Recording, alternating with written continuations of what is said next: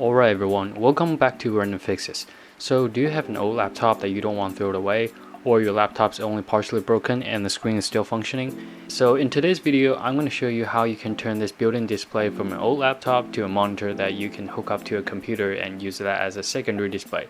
So without further ado, let's get started. Now in this video, I'm not going to show you how to take apart the display from the laptop, since there are so many models of laptops and each of them probably has a different way of securing the display to the chassis. So here I'm just going to assume that I already have the display disassembled from the laptop, and here we're just going to remove the LCD panel from the chassis. So for this particular one here, I'm just going to pull the connector out of the display. And the PCB at the edge of the display is actually the driver for the fluorescent backlight. So when you're dealing with this kind of old panels without any shielding, be careful when the power is on. As you can see around the edge, there are stickers warning you not to touch those parts. It's probably because there are some high voltage parts underneath there. So after we take every accessory PCB and cables from the panel, we're going to look for part number. Usually this will be at the back of the panel. So for this one, as you can see, the model number is B141EW04, and most likely that you can find the driver needed on eBay just by searching the model number plus the word driver as the keyword. Alright, this project is actually super easy. There's no special knowledge required to finish this project. Here I have some parts required and tools to do this project.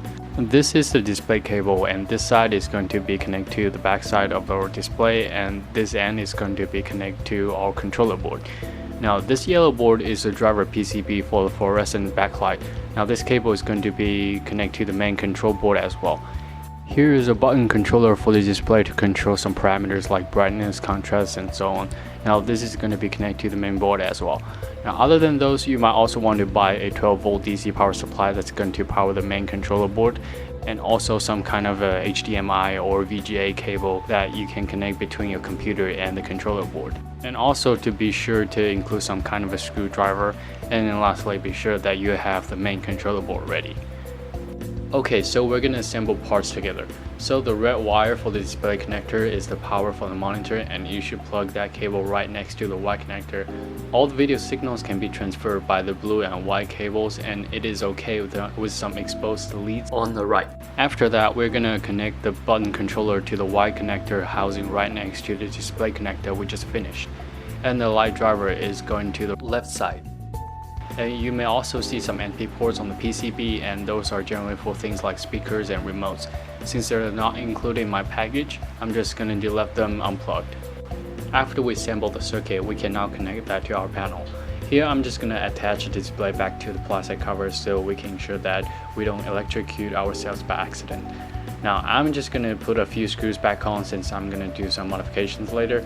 After that, we're going to connect that light to the driver so we're good for a test. So here the setup is ready, and I get my ThinkPad here for test. I just plug the computer to the controller board like connecting that to any TVs.